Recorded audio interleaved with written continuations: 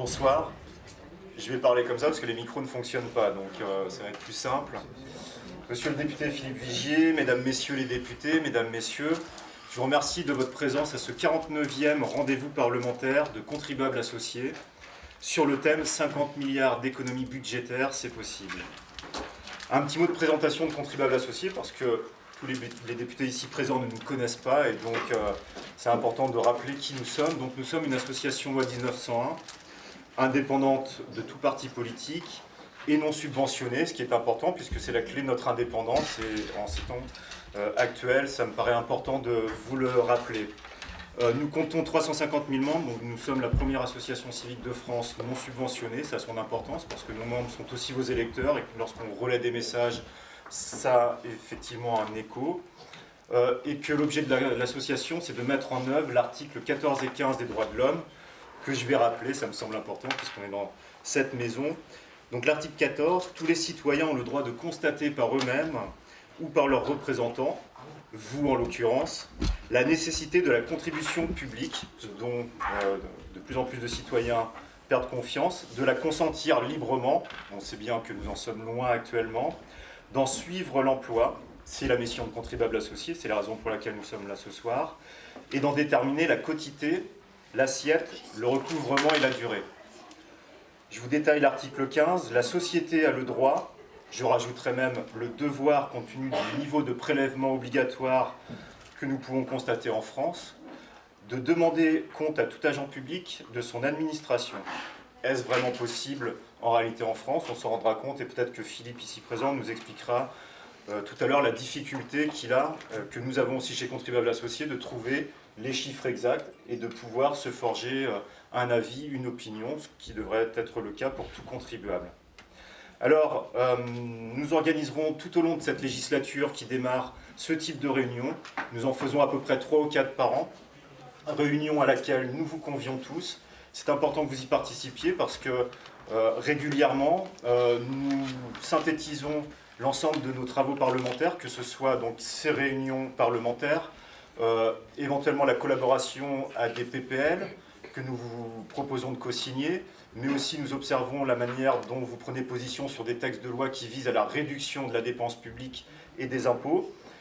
Toutes vos prises de position seront synthétisées dans un Argus que nous appelons Argus parlementaire, et qui est une sorte de note en fonction de vos positions et qui est retranscrite auprès et à la fois de nos membres et du grand public. Alors ça a souvent une importance parce qu'il y a un palmarès et nous mettons à l'honneur évidemment ceux qui vont dans le bon sens, celui de la réduction de la dépense publique, dans le sens de celui du contribuable. Évidemment que notre évaluation est sur ce terrain-là et pas sur un autre. Elle est le plus objective possible parce que nous définissons les règles du jeu dès le départ.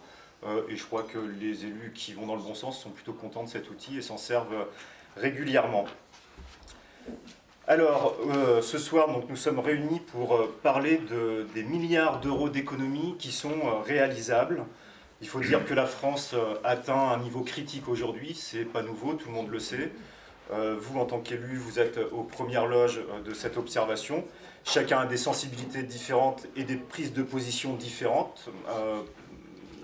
Le contribuable, lui, par contre, n'en a pas, il n'a pas le choix, il est obligé de payer. Et on se rend compte aujourd'hui qu'on a un vrai problème de consentement à l'impôt en France, parce que de plus en plus de gens, soit ne peuvent plus payer, soit ne veulent plus. Alors évidemment, ne plus vouloir, ça veut dire quoi en France? Parce qu'on est bien obligé de payer, mais on se rend compte qu'on a une expatriation économique, dont on parle assez peu, mais qui est bien plus préjudiciable que l'expatriation fiscale, qui est celle-ci est plus facilement condamnable, mais moins préjudiciable finalement que l'expatriation économique. Et puis on observe enfin dernièrement que pour un certain nombre de retraités, il y a également une expatriation qu'on pourrait qualifier de fiscale, puisque nombre d'entre eux partent au Portugal. Donc si on perd nos anciens, nos jeunes et nos plus actifs, bientôt il ne restera plus en France beaucoup de forces vives. C'est un constat un peu alarmiste, mais qui est bien réel. Et c'est vrai que je m'attache à parler de ces deux autres catégories parce qu'on entend trop souvent parler simplement de l'exil fiscal, mais qui est finalement peut-être pas le pire dans cette histoire. Alors le seul moyen finalement de retrouver un peu de hauteur, c'est de réduire les dépenses. Alors j'ai deux experts à côté de moi, je dirais que Philippe Vigier est un expert parce qu'il a de multiples casquettes. Alors, Philippe Vigier est député de la 4e circonscription d'Eure-et-Loir. C'est actuellement son 3e mandat en tant que parlementaire. Vous avez été président du groupe EDI jusqu'en juin 2017. Vous avez des mandats locaux, parce que vous êtes maire de Claye-sur-Loire, sur le Loir, je crois que je prononce bien. Clouat. Clouat Mais sur je le suis Loir. plus maire parce que le cumul des mandats est passé par là.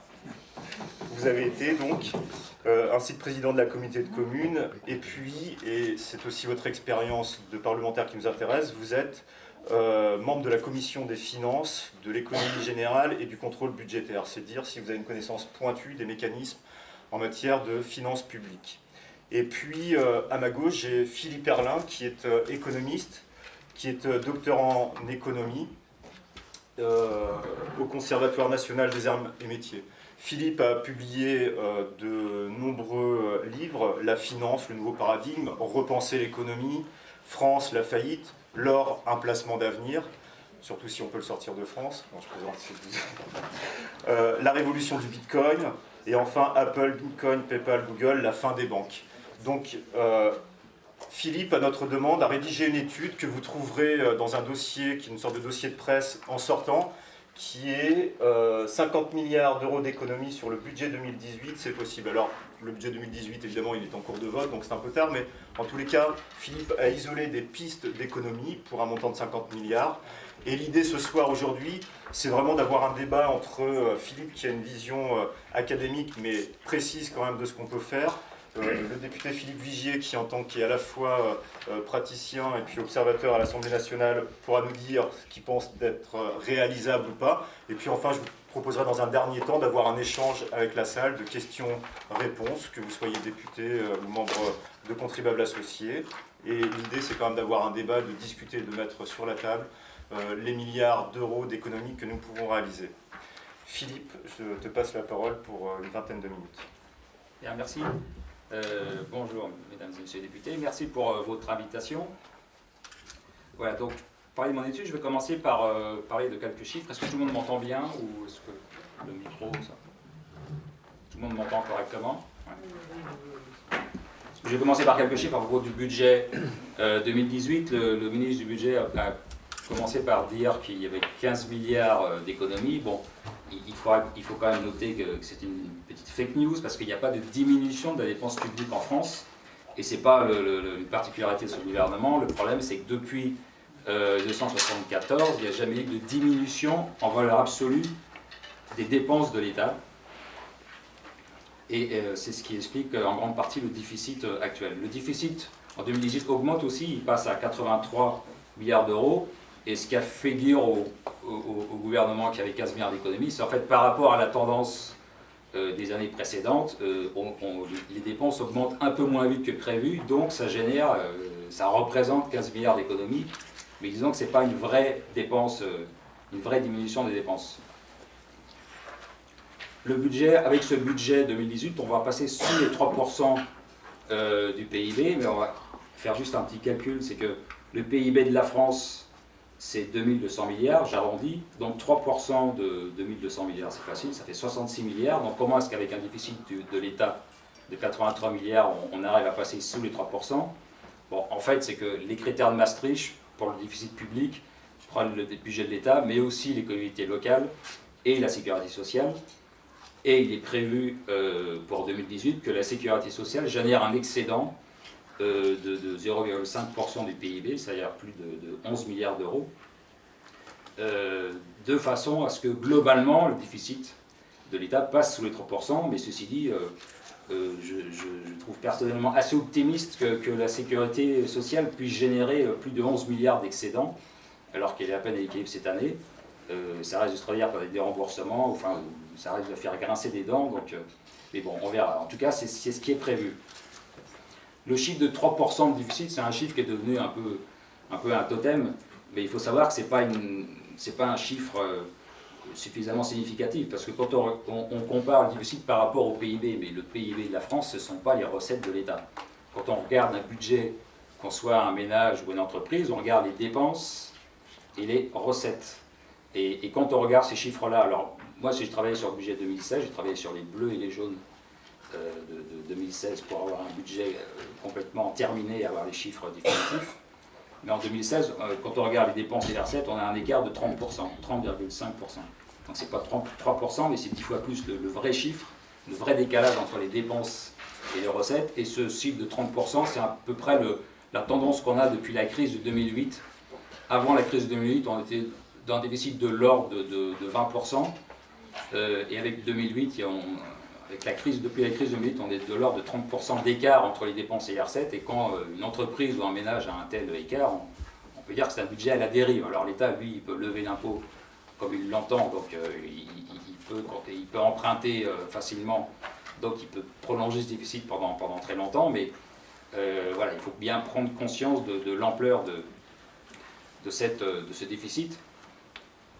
Et puis, juste avant de présenter le budget, le gouvernement, peut-être pour atténuer le fait qu'il y allait y avoir quelques coupes ici ou là, a annoncé un plan de dépenses de 57 milliards d'euros sur 5 ans.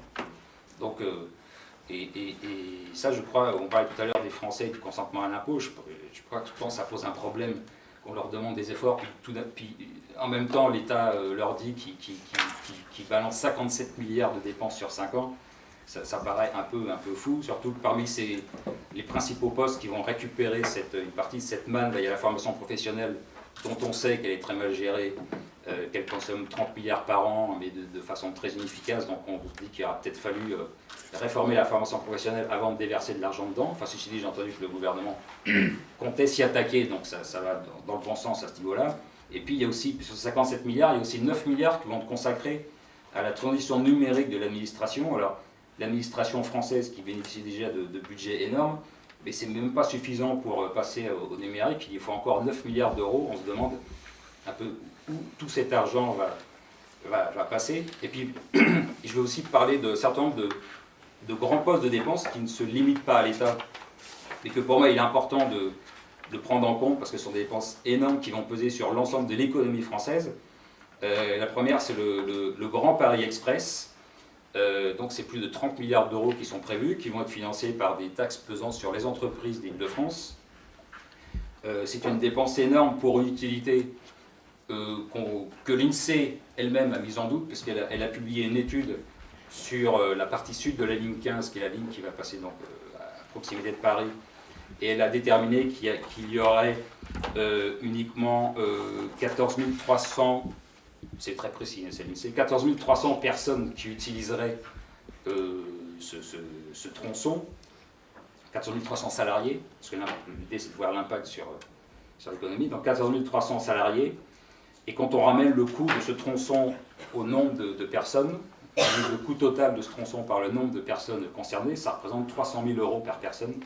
Donc on va construire un équipement public qui va coûter 300 000 euros par personne pour les déplacer. À ce prix-là, on pourra leur offrir une voiture avec chauffeur.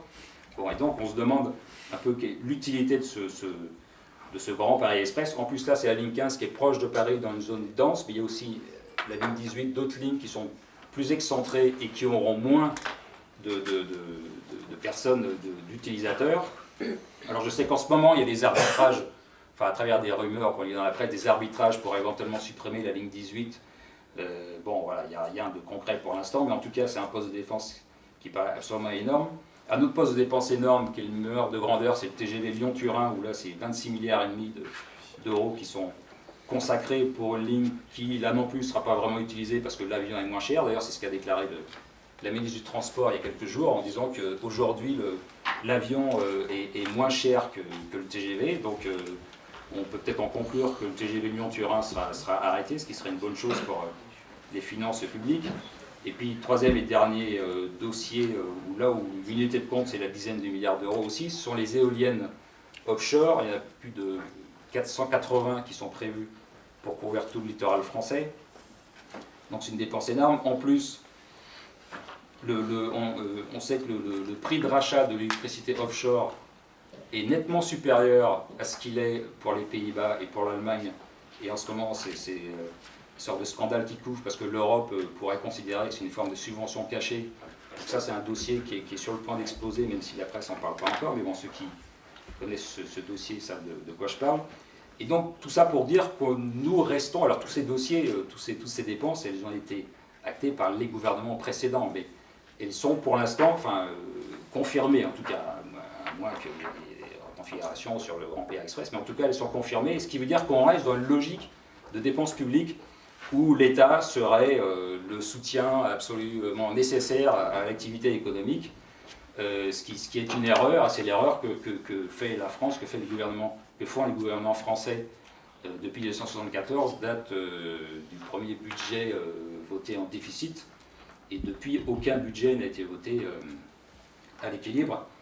Donc je voudrais quand même lancer un avertissement spécialement aux députés de la majorité pour dire que si vous ne diminuez pas la dépense publique, vous allez vous planter. C'est-à-dire, vous ne réussirez pas parce que vous ne pourrez pas vous dégager des marges de manœuvre suffisantes pour, par exemple, notamment baisser un peu les impôts sur la classe moyenne qui ont été un petit peu oubliés dans ce budget.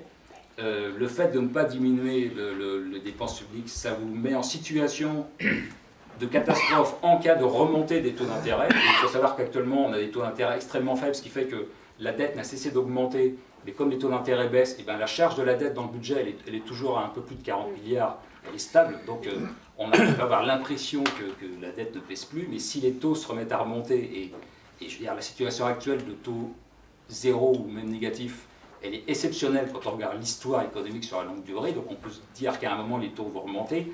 Là, ça pourrait être vraiment saignant pour le budget de l'État. Et puis ce poids de la dépense publique, il va peser sur l'économie, et ce qui fait que la France ne pourra avoir qu'au mieux une faible croissance, et ce qui fait que ça empêchera une baisse significative du chômage. Donc c'est pour moi une urgence vraiment à réduire en valeur absolue la dépense publique. Alors comment faire ?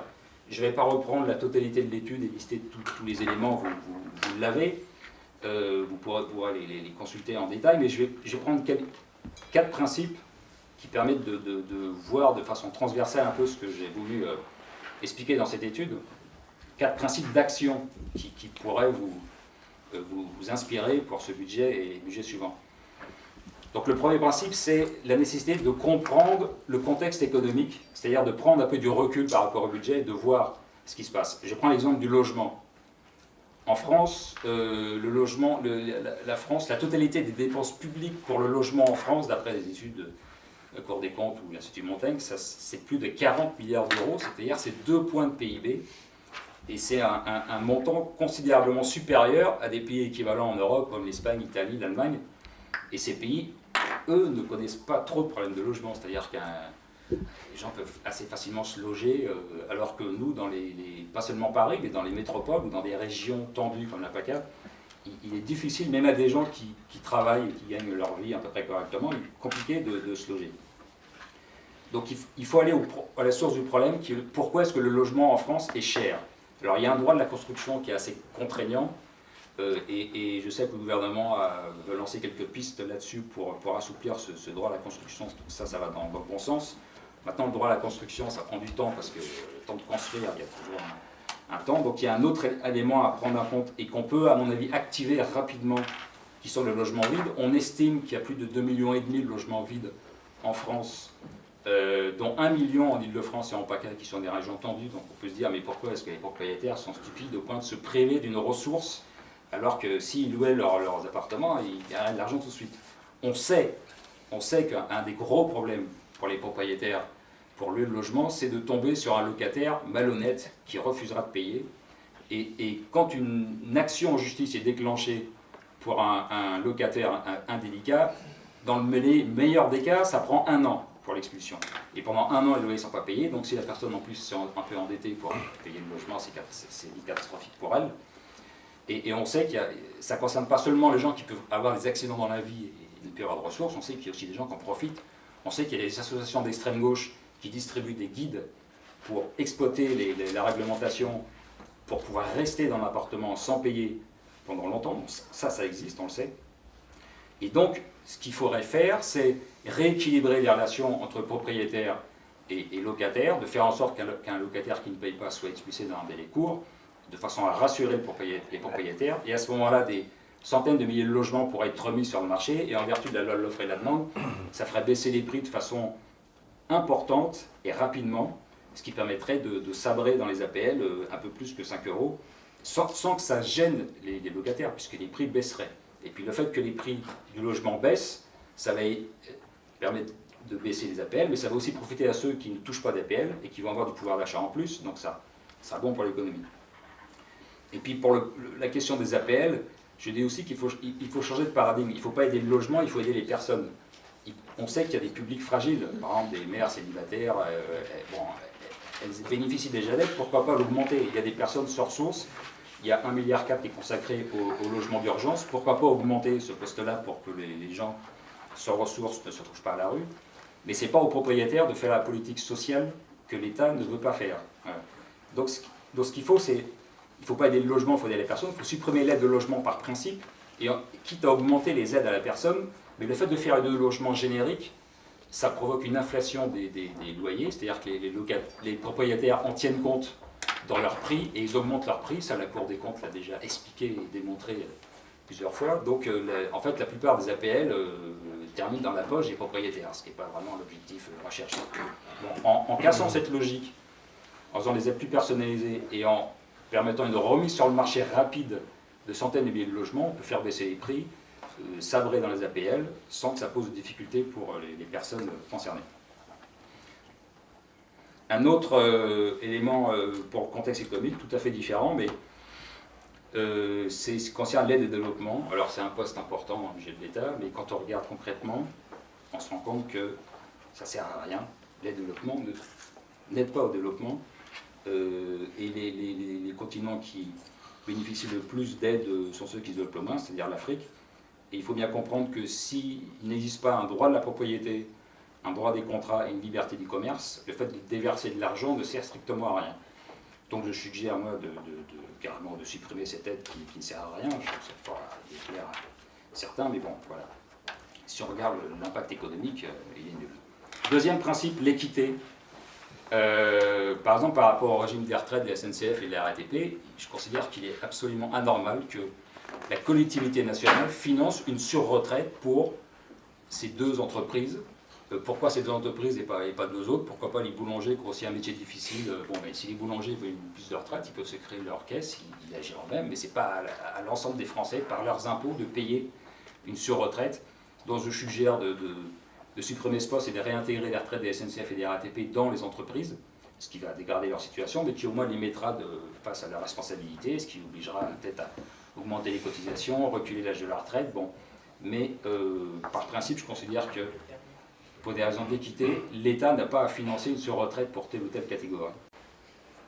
Autre élément qui relève pour moi de l'équité, c'est la politique de la ville qui est inefficace. Bon, ça peut se rapprocher au contexte économique. La politique de la ville, on sait qu'elle est inefficace, mais on sait aussi qu'il y a beaucoup de départements ruraux qui sont beaucoup plus pauvres que la Seine-Saint-Denis, mais seulement eux, ils ne brûlent pas de voitures, ils ne font pas de guet-apens aux pompiers et aux policiers, donc on ne parle pas d'eux et ils bénéficient pas de gymnase ou de piscine comme les autres. Donc il y a une question d'équité qui se pose là, à mon avis. Bon.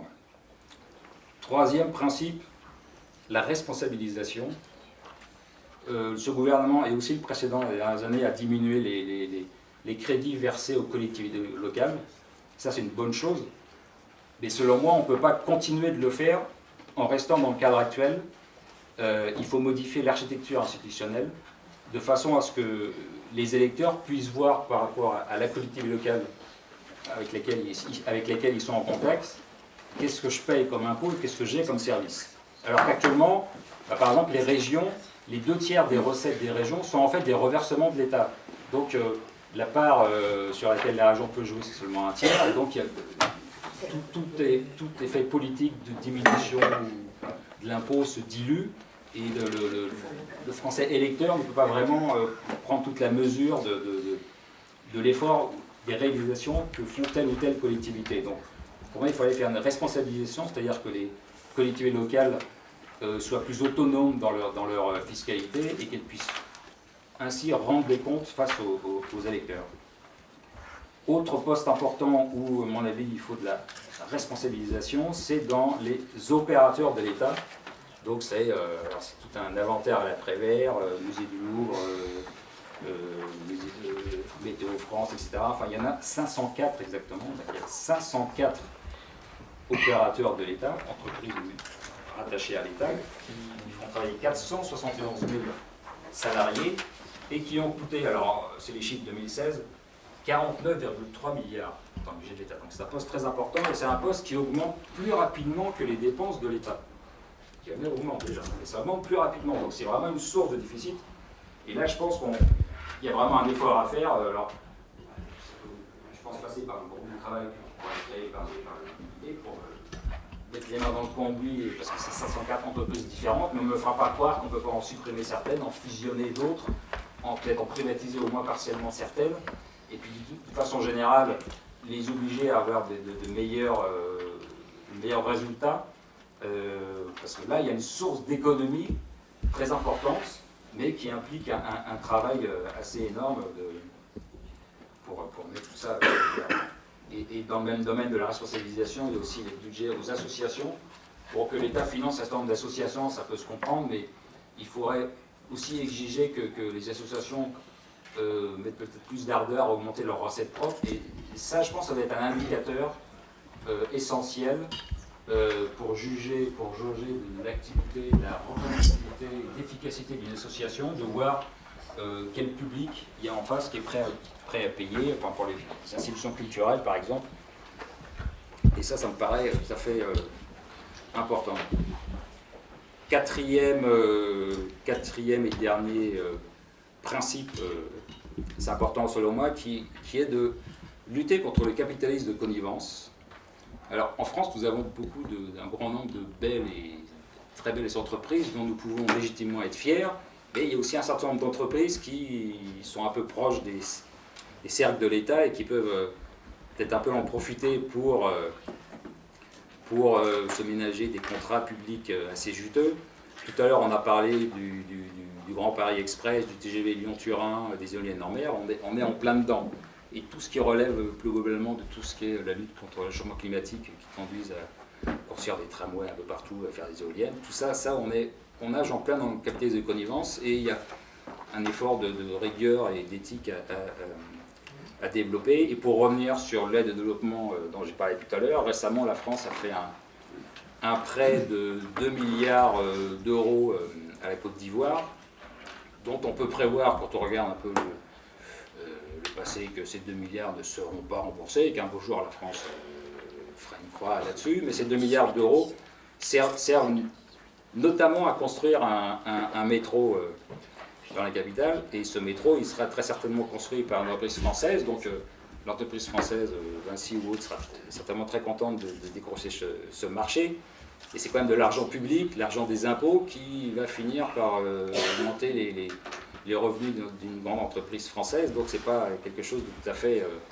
normal. Donc là, il y a, je crois, aussi un effort à faire, et donc je terminerai pour dire que sans baisse des dépenses publiques, dans l'état actuel de la France, où nous avons les taux d'imposition maintenant les plus élevés, parce que même les pays nordiques sont passés en dessous de nous, donc sans baisse des dépenses publiques, il ne peut pas y avoir d'amélioration substantielle de l'économie. Donc c'est, selon moi, une urgence pour ce budget et pour les prochains budgets. Je vous remercie.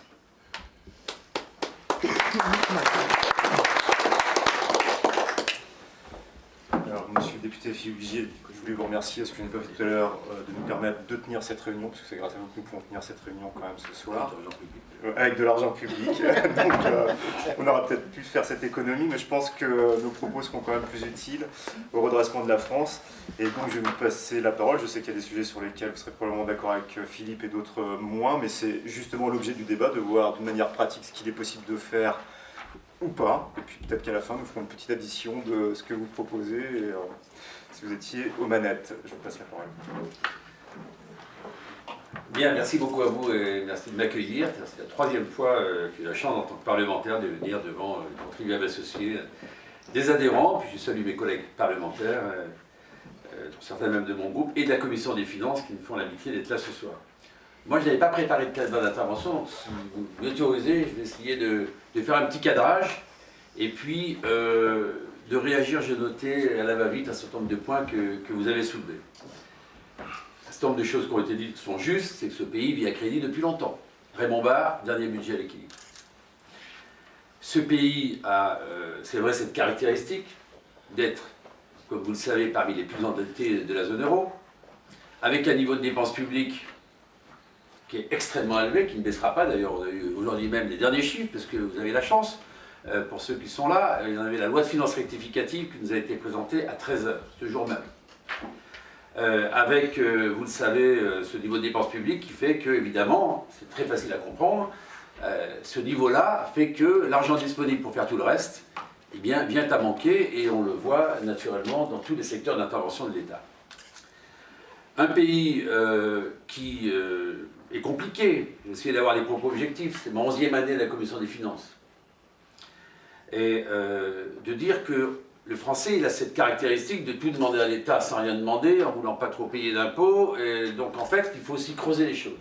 Et je fais partie d'un groupe politique, groupe parlementaire, PUDI, et maintenant avec mes collègues constructifs, on a toujours fait des propositions avec Charles de Courson, c'est de nom, de diminution des dépenses publiques, mais de ce qui était possible, et non de promettre des choses qu'on ne peut pas tenir. D'abord, la dénaturation de la parole publique, c'est de promettre des choses qu'on ne peut pas faire. J'ai un souvenir extraordinaire, c'est Ségolène Royal, dans le débat du deuxième tour de la présidentielle, expliquant qu'on allait supprimer 50 milliards d'euros de niche fiscale. Je suis désolé de vous dire que ce soir, jamais, à l'heure où je vous parle, il y aura eu tant de niches fiscales. Il y en a 14 qui ont été créées cette année dans le budget 2018, et on va tutoyer les 100 milliards. Et vous avez vu comment, comme dans chaque niche, il y a un chien, dès le moment où on attaque une niche, immédiatement, il y a des réflexes chez les uns et chez les autres. Chez les retraités. Regardez la CSG que nous avons combattue, c'est le meilleur exemple d'une niche fiscale considérable. Était-elle justifiée, n'était-elle pas? En tout cas, c'est une niche fiscale, le retraité payant moins, comme vous le savez, de CSG que les actifs. Et cette niche, elle coûte beaucoup d'argent. Le fait de l'avoir augmentée de 1,7 point, c'est 21 milliards d'euros, elle est toute seule.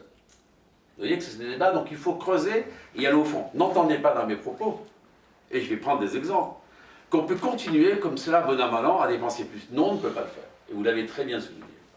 On ne peut pas le faire parce qu'on n'arrive pas à joindre les deux bouts. Il y avait une question qui était posée au gouvernement cet après-midi par un de nos collègues du groupe, sur la désertification médicale, sur le fait qu'on supprime des services hospitaliers, que des hélicoptères ne seront plus là. Mais parce qu'on est à bout de souffle sur plein de sujets et qu'on colmate.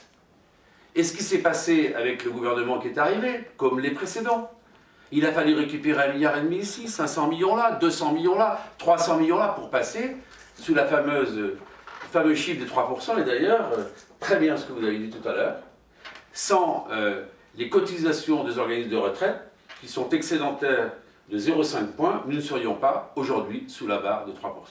Et c'est pas nouveau. Alors on va nous dire c'est l'Europe qui nous impose un certain nombre de conditions, mais force est de constater que même si comparaison n'est pas raison, il faut regarder ce qui se passe dans les autres pays d'Europe. Comment certains s'en sont mieux sortis que nous. Comment certains ont pris des décisions stratégiques très importantes. Moi je suis un défenseur depuis la première heure de la TVA sociale, TVA compétitivité, des lois Hartz et Merkel, vous vous en souvenez, 2003, 2004. La France et l'Allemagne étaient dans la même situation économique et financière il y a 15 ans. Où sommes-nous? Où sommes-nous? Déficit du commerce extérieur en France, vous le connaissez? Plus de 60 milliards. En Allemagne, pratiquement 200 milliards d'excédents. Avec un déficit public en Allemagne qui était supérieur à celui de la France en 2003.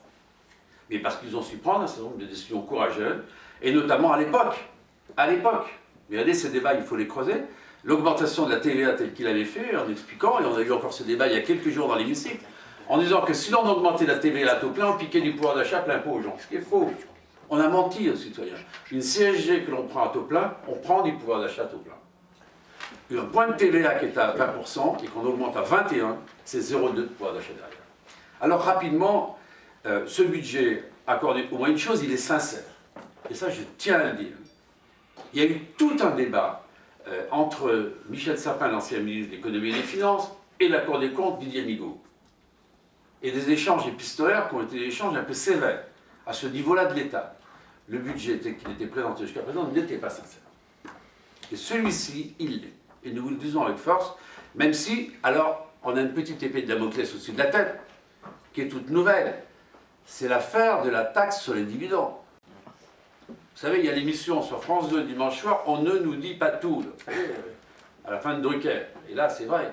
Et le rapport de l'Inspection Générale des Finances, et puis voir, j'étais orateur avec d'autres collègues hier, c'est assez effondrant de voir que c'est l'entre-soi, la façon dont cela a été décidé, mais il fallait bien qu'à un moment ou à un autre, je rappelle quand même qu'on doit 10 milliards à des entreprises, donc on a créé un système complètement injuste, à savoir que des boîtes qui ont versé des dividendes ne paieront peut-être pas de cette taxe, d'autres qui n'en ont pas versé vont la payer, et d'autres encore, et j'imagine que autour de la table, si je vous demande de lever la main, il y en a qui sont sociétaires du Crédit Agricole et du Crédit Mutuel, on va vous prendre 1,2 milliard dans les poches, alors que par définition, une banque mutualiste ne verse pas de dividendes. Ça, c'est le cadrage. Donc, la première des exigences, et là je voudrais rendre hommage au moins à ce qu'a fait le gouvernement précédent, même moi je suis au centre droit, vous l'avez compris, jamais il y avait eu une telle décélération de la dépense publique, j'ai bien dit décélération comme vous monsieur, décélération de la dépense publique sur les 3 dernières années. Ça ils l'ont fait. Parce que c'était tellement en train d'augmenter qu'on avait explosé les compteurs et que heureusement les taux d'intérêt étant très faibles, malgré l'augmentation du poids de la dette, naturellement la charge d'intérêt baissait. Donc c'est vrai que ça avait commencé, mais l'effort a été fait par qui? Et je suis heureux d'ailleurs que vous n'ayez pas trop stigmatisé les collectivités territoriales. Je ne dis pas ça parce que j'ai été élu maire pendant 16 ans, ou conseiller régional pendant près d'une vingtaine d'années, mais il faut reconnaître que ce sont les collectivités territoriales qui ont fait 50% de l'effort de décélération de la dépense publique. Mais nous sommes tous aussi des citoyens, et dans nos communes, nous sommes exigeants. Nous voulons des services publics. Et ces services publics, quelque part, ils demandent de l'argent public. Donc la première chose que je tiens à dire, c'est qu'un budget sincère. La seconde, c'est vrai que le compte n'y est pas. Et qu'il n'y a pas de réforme de structure de fonds dans ce budget. Je vais prendre 2-3 exemples. La réforme des retraites. Alors, j'en veux pas à ce gouvernement, il vient d'arriver. Vous avez 4 chantiers devant vous. Et on va voir si ou non, le président de la République a une vraie volonté de transformation de la société ou pas. Les retraites. Vous l'avez très bien dit. Les régimes spéciaux, nous, ça fait 10 ans qu'on explique qu'il faut harmoniser les publics-privés, mise en extinction des régimes spéciaux, et après on peut mettre des critères de pénibilité, pas de difficulté. D'ailleurs, toutes les réformes de retraite qui ont été faites jusqu'à présent, personne n'est revenu en arrière. Même ceux qui avaient expliqué, vous verrez, ce qu'on va voir quand on reviendra. Ça, c'est une perspective d'économie extraordinairement importante parce que, vous le savez tous, c'est dans le budget général de l'État qu'on va payer la retraite de EDF, qu'on va payer la retraite de la RATP, qu'on va payer la retraite du régime spécial de la SNCF. Ça, ces 8 milliards-là, ils manquent. Ça, c'est le premier. Deuxièmement, c'est la réforme des fonctions publiques. S'il y a vraiment un point noir dans ce budget, c'est le fait qu'il n'y a pas de diminution du nombre des fonctionnaires publics, des 3 fonctions publiques. Je n'ai pas la volonté de casser les fonctions publiques, ce n'est pas le sujet. Je pense qu'il faut moins de fonctionnaires et mieux les payer. Qui est autour de la table peut dire qu'une infirmière qui travaille dans un bloc opératoire est bien payée? Personne ne peut le dire. À 1 800 € quand vous êtes bac plus 4, si vous faites un infarctus invasif, croyez bien que vous serez heureux de tomber dans ces mains-là. Et ça, personne ne dira le contraire. En revanche, il y a des domaines dans lesquels on peut faire des économies substantielles, et moi, ça n'engage que moi. Je pense qu'il faut arrêter ces contrats de 40 ans, faire des contrats de mission, de 5 ans, de 10 ans, des passerelles. Mais regardez, rien de surprenant. C'est ce qui se passe au ministère de la Défense, alors que je rappelle que les militaires, ils ne sont pas en contrat pour 40 ans. Même dans le renseignement, dans les opérations spéciales, ils ont des contrats de 2, 5, 4 ans, 6 ans, 10 ans.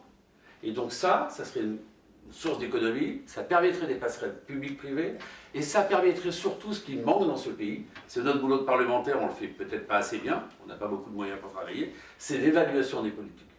Et on verrait si oui ou non, avec un service public modifié, avec une redéfinition de ce que font les collectivités et ce que fait l'État.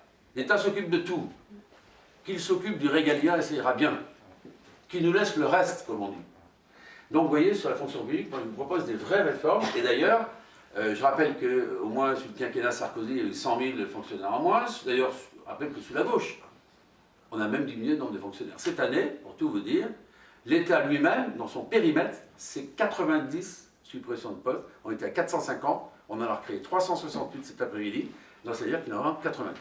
Et le reste, ce sont les organismes extérieurs.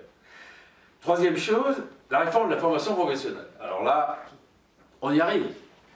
Les régions, l'État et les partenaires sociaux. Parce qu'il y a un sujet en France, c'est le paritarisme. Paritarisme qui est indispensable au dialogue social, les gestions de branches. Là, il y a des économies substantielles. Le déploiement des formations professionnelles telles qu'elles se passent, avec ce que chacun le sait, j'enfonce les portes ouvertes, le décalage entre les besoins des entreprises, les chômeurs, leur volonté, bref, tout cela fait qu'il y a des économies très fortes à faire. Et on verra bien si cette réforme qu'on va faire sera une réformette ou une grande réforme. Nous appelons de nos voeux une immense réforme de la formation professionnelle. Je pense que l'État doit sortir de tout ça.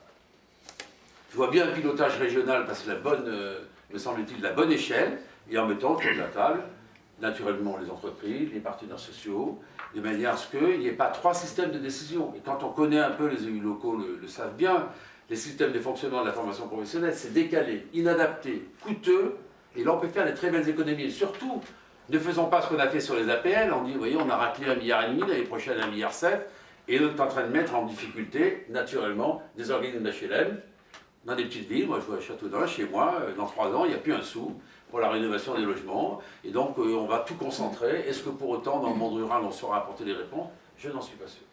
Donc, formation professionnelle, retraite, ce sont des chantiers immenses. Troisième sujet, vous avez parlé du logement. Alors ça c'est vrai, 40 milliards d'euros sur la table, c'est pas satisfaisant. J'ai bien aimé tout ce que vous avez expliqué sur le fait que le logement en France est cher, des contraintes urbanistiques, des permis de construire difficiles à instruire, tous les éléments de complexité, le fait que les propriétaires ont du mal à louer, ou du moins s'ils louent, là-dessus je vous suis largement. Et j'ai regretté que le gouvernement soit allé chercher 1,5 milliard, mais je comprends pourquoi ils l'ont fait, parce qu'ils étaient dans un corset budgétaire, il fallait bien qu'ils trouvent des moyens. Il faut faire une remise à plat complète de la politique de logement. Il faut le faire. Mais à côté de ça, est-ce qu'il ne faut pas faire la rénovation urbaine? Je vous interroge. Tous ces quartiers qui ont été rénovés, Bordeaux, qui a fait un boulot considérable, est-ce qu'il fallait laisser ces erreurs? Parce qu'il y a eu des erreurs qui ont été faites. Ces immeubles, ces tours sans âme, ces quartiers désocialisés, où il y a 50% de taux de chômage, est-ce qu'il faut laisser comme cela, sans réinventer quelque chose de différent avec une véritable mixité sociale? Je pose la question. Vous en faites des ghettos, vous l'avez dit tout à l'heure, avec des gens qui ne respectent plus les forces de l'ordre, qui ne respectent plus les pompiers qui viennent secourir.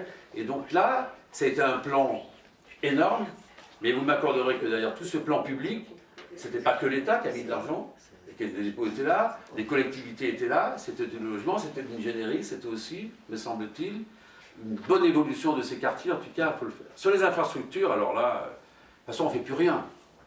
Je ne vous cache rien. Les contrats de plan État-région, qui étaient l'alpha et l'oméga du déploiement des infrastructures, on a fait les plans tout TGV. La SNCF, c'est l'exemple même du fiasco, que je vous dis. On a 180 milliards d'euros de dettes, enfin 30 milliards d'euros de dettes cantonnées. On a des projets 10 fois ce que nous avons en poche. On avait une belle taxe qui avait été inventée, c'était la taxe, vous vous en souvenez, qui permettait de taxer les véhicules, notamment de transit. Et puis hop, les Bretons sont arrivés avec les bérets rouges, on a dit on arrête tout. Parfait. Quand on est breton, on s'en fiche, j'aime beaucoup les Bretons. Eux, ils ont des réseaux de 2 fois 2 voies qui existent depuis les années 70. Mais quelque part, ces fameuses taxes qu'on a mis en place, c'est celles qui sont en Allemagne.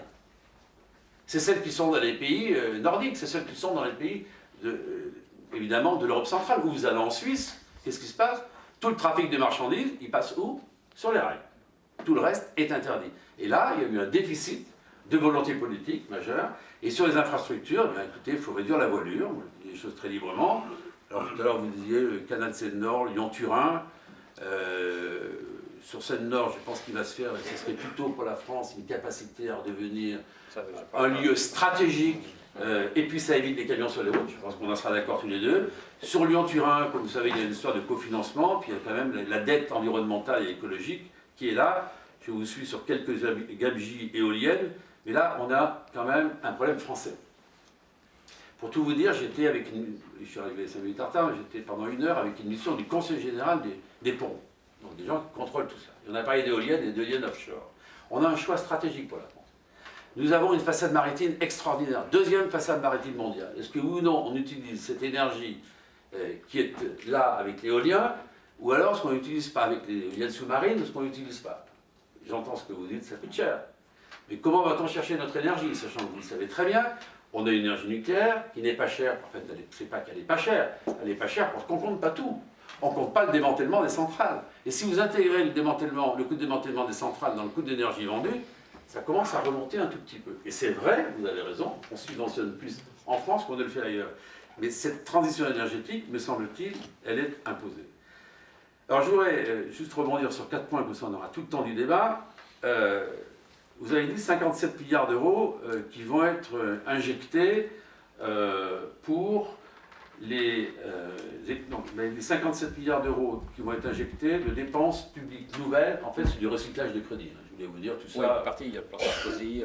Oui, tout ça, en fait, vous ne faites pas d'illusion, il n'y a pas 57 milliards d'euros disponibles. Donc, un peu vous savez, on fait le rhabillage, on change de costume, la cravate, et puis en fait, et on repart pour une nouvelle politique. grosso modo, on va réinjecter 10 milliards. Alors, on a des enjeux stratégiques. Moi, je pense qu'un pays comme le nôtre, qui est un grand pays, il se dilue parce qu'il s'occupe de tout. Il est hyper réglementaire. Tous les dossiers qui prennent de la lenteur sont des dossiers qui coûtent plus cher. Et ce pays-là, il n'est pas resté dans le stratégique. Dans le stratégique, par exemple, les plateformes aéroportuaires, c'est du stratégique. Mais regardez, vous voulez faire l'aéroport de Nantes. Ah ben oui, c'est terminé, on n'arrive pas à le faire. Et on ne le fera pas au final. Et on ne le fera pas parce qu'il y a la levée de bouclier, parce que nous sommes le pays dans lequel il y a le plus d'expertise, de contre-expertise, de surexpertise, de désexpertise. Et donc on n'y arrivera pas. Vous construisez une LGV, alors là, c'est pareil. Je rappelle quand même, c'était il y a quelques années, mais je vous invite à relire les documents lorsque la ligne imposée par le président Mitterrand a été faite, et lorsque, au sud de Lyon, est-ce qu'elle est allée regagner la région marseillaise, la ligne LGV. À l'époque, regardez les compensations financières qui ont été données, parce qu'on a une notion d'acceptabilité ou d'acception par les usagers d'un certain nombre d'infrastructures qui est très compliquée. La troisième chose que je souhaite dire, c'est rebondir sur 3 points. L'aide au développement. Là, je ne vous suis pas du tout. Pas du tout. Écoutez, cette France est un pays dans lequel on aime venir, il y a des aides sociales, on sait très bien qu'on peut y trouver un peu plus de confort qu'ailleurs, mais non, mais il y aura 2 ans plus d'aide sociale et 2 ans plus de gens qui viennent ici, chez nous, qu'on n'aura pas été capable de développer des pays d'Afrique qui sont à 1h30, 2 heures de chez nous, 3 heures de chez nous. C'est fondamental, ça. Comprendre ça, c'est la base de la base. Sinon, vous pouvez faire ce que vous voulez, vous pouvez ériger des murs de 30 mètres, de 50 mètres, de 500 mètres. Il y a la libre circulation des hommes. Alors là, on peut dire qu'on arrête tout. Mais vous savez, si vous arrêtez tout, vous allez faire quoi pour faire en sorte que les gens ne viennent pas chez nous avec les codes que vous avez? Vous allez en Guyane, je ne sais pas si vous connaissez la douane en Guyane qui est juste en face de Suriname. Je vous invite à aller voir. J'ai un beau-frère qui travaille en Guyane, donc j'ai visité ça. Donc ça va être large comme la pièce, là, et le petit bateau passe, et puis vous avez 500 km de côte où tout le monde peut passer. Donc tout ça, c'est des rêves organisés. Il faut du développement dans les pays qui sont pas loin de nous, et grâce à ce développement, on permettra de sédentariser des populations. Je pense que là-dessus, on a un vrai sujet de divergence. Deuxième sujet, vous avez dit, les régimes de retraite, je pense qu'on est en phase l'un et l'autre, harmonisation publique-privée, je ne vois aucun inconvénient là-dessus, on ferait des belles économies. Vous avez dit responsabilisation des collectivités locales, oui. Oui, d'ailleurs, il y a eu des efforts qui ont été faits. J'ai dit tout à l'heure 50% de l'effort dans la diminution des dépenses publiques, mais les collectivités, elles ne sont plus dans la gabegie qu'on a pu voir à un moment ou à un autre. Vous savez, il y a une sanction avec les collectivités. C'est l'élection. Vous ouvrez les impôts, au bout d'un moment, les gens vous disent dehors. Donc ils regardent quand même s'il y a une efficacité de la dépense publique. Je ne dis pas qu'il n'y a pas encore des abus. Je ne dis pas qu'il n'y ait pas encore des exemples qu'il ne faille pas suivre. Mais franchement, l'architecture vous dit qu'il faut la faire évoluer. Moi, je veux bien la faire évoluer. On a fait des grandes régions. Est-ce que vous avez pour l'instant les premiers éléments qui permettent de comprendre qu'on a fait des économies? Prenez... C'est le contraire. Merci de l'avoir dit. C'est le contraire. Vous avez Lise Manier, ma collègue, qui est tout près, là, qui est députée du magnifique département de la Marne. Donc, quand vous commencez à 120 km de Paris, vous allez jusqu'à Strasbourg, vous êtes dans la même région. C'est génial. Enfin, la Réunion, c'est génial pour les fonctionnaires. On doublonne, on triplonne, on quadruplonne. Donc, il faut trouver la bonne strate de la pertinence. Alors, vous savez, bon, vous, un maire qui n'a jamais touché ses impôts, qui n'a jamais augmenté la fiscalité de la communauté de communes, et on a réussi à faire plein de choses. On sert ça comme on gère une entreprise. Mais il y a des contraintes et des normes. C'est l'État, là aussi. Et derrière, là, la France est spécialiste. Nous sommes les meilleurs des meilleurs, les champions du monde de la réglementation. Et il y a la péréquation. Et puis, il y a cela aussi, naturellement. Et il y a un problème de cohésion des territoires, parce qu'on a de plus en plus les métropoles qui émergent, et puis on a les autres territoires où les gens vivent. Moi, j'ai une circonscription qui démarre à 60 km de Paris, je termine à 140. D'un côté, un terrain de 1000 m², c'est 120 000 €. De l'autre côté, un terrain de 1000 m², c'est 20 000 €. Il n'y a pas de transport public, quasiment pas. C'est la voiture. Vous n'avez pas créé d'hymne de chemin de fer. Ça coûte une fortune. Voilà. Et puis, la vie associative, je l'ai trouvée un peu sévère, parce que c'est un facteur de cohésion. Moi, j'ai parti d'une famille de centre droit. Heureusement qu'il y a la vie associative. Vous savez, interrogez n'importe quel maire. Il y a ce que fait la commune. Et puis la cohésion sociale, on dit comment ça tient? Ben, on est content d'avoir le monde associatif. Vous savez, les gabegies dans le monde associatif, il n'y en a pas des tonnes. D'abord, elles sont contrôlées, plus que l'État. Je rappelle quand même que l'État peut avoir un budget déséquilibre, tout va bien. Les collectivités n'ont pas de budget en déséquilibre. Les associations, dès que vous avez un chiffre de plus de 100 000 €, tout ça est à regarder en détail. Il ne faut pas croire que tout arrive facilement. Quand vous demandez une subvention de 3 ou 4 000 euros au service de l'État, vous demandez des trucs en 5 exemplaires, la France est compliquée. Alors, je voudrais simplement terminer mon propos, parce que ça permettra de répondre aux questions. On a un pays absolument merveilleux dans lequel il faut revoir complètement la nature de la dépense publique. Voir ce qui est utile, voir ce qui est inutile. 2, arrêter de mettre des normes et des contraintes à tout va. Nous sommes les champions du monde hors normes, c'est le cas de le dire, pour les normes. Et ça, c'est un vrai drame. 3, on a un pays où il y a les dom-toms, parce qu'on a oublié qu'on a quand même la 2e surface maritime mondiale. Il ne faut quand même pas négliger tout cela, qui est stratégique également, avec des ressources. Alors on peut considérer qu'on peut abandonner les dom-toms. Nous, on a des députés polynésiens, calédoniens avec nous. Alors c'est vrai qu'il y a des coûts, il y a des richesses dont il faut utiliser. Moi, je n'oublie pas que la France a toujours utilisé ces territoires-là. Donc, ce qu'il faut en revanche, c'est simplifier les strates administratives, simplifier les contrôles, faire confiance un peu plus aux élus locaux, les contrôles a priori, les contrôles a posteriori. Non, faisons confiance aux élus locaux, puis s'ils ont fait quelque chose qui ne va pas, le contrôle a posteriori. Puis il y a un élu, pardonnez-moi, il a un contrôle tous les 6 ans, ou tous les 5 ans. C'est le contrôle du filtre électoral. Et là, si vous n'êtes pas bon, vous êtes viré, si vous êtes bon, vous êtes conservé. Vous savez, les gens savent lire, ça veut dire une feuille d'impôt, ils savent ce que vous avez fait. Là où ils ne s'y retrouvent plus, c'est qu'il y a le millefeuille qui est compliqué, et c'est bien que vous apportiez cet éclairage. Je vais terminer avec un dernier sujet qui est cher à mon cœur, c'est l'affaire de la désertification médicale. Tous autour de cette table, il n'y en a pas un qui me dira le contraire. Vous faites un infarctus invasif du myocarde. Je suis biologiste, pour ça je vous dis ça. Vous n'avez pas de service capable de vous accueillir, et dans l'heure qui arrive, vous décédez si on n'est pas capable d'avoir un service d'urgence qui vous prend en main, qui vous prémédique. Est-ce que oui ou non, on les supprime ou on les laisse?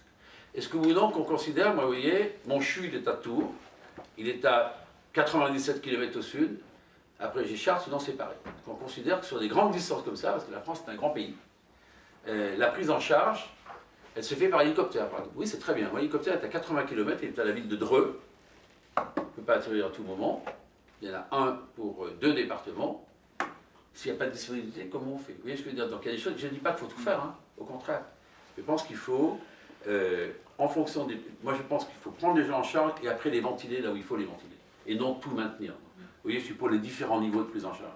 Je veux dire par là que ce pays a des atouts magnifiques, vous avez très bien résumé les choses. Nous sommes en déficit chronique depuis 1975, Raymond Barre, enfin 76 précisément. Nous avons fait plein de propositions avec le groupe auquel j'appartiens de diminution de la dépense publique, d'évaluation de la dépense publique, de voir ce qui était utile et ce qui n'était pas. Il y a des gabegies. L'affaire des normes est un truc de fou.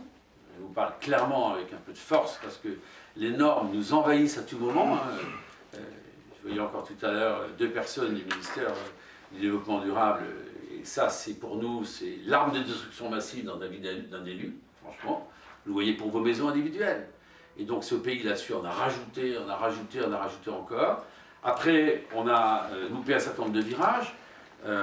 Par exemple, quand vous regardez les entreprises d'État, regardez la SNCF. On avait cantonné la dette. Vous vous souvenez peut-être de ça, il y avait 200 milliards de francs de dette. On l'avait isolée, on la cantonne. Et après, du coup, on a recréé une nouvelle dette en euros. Mais qu'est-ce qu'on fait? Est-ce qu'on supprime les lignes? Est-ce qu'on ne supprime pas? Qu'est-ce qu'on met comme moyen alternatif? Vous voyez, moi je ne sais qu'à 120 km de Paris, pour la capitale régionale, il n'y a pas de ligne de chemin de fer. Vous avez un quart de matin, 7h du matin, terminé. Comment on fait?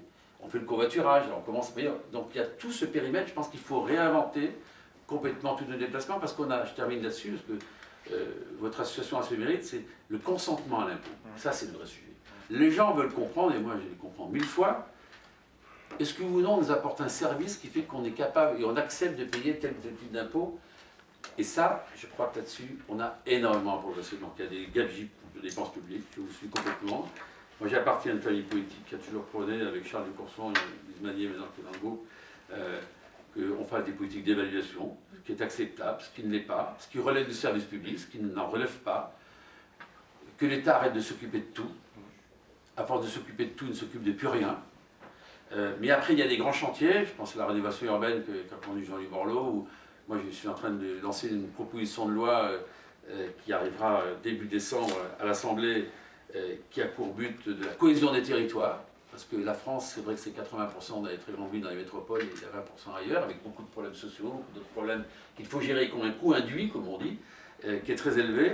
Mais en tout cas, il faut vraiment une politique d'évaluation, un peu comme on l'a dit en entreprise.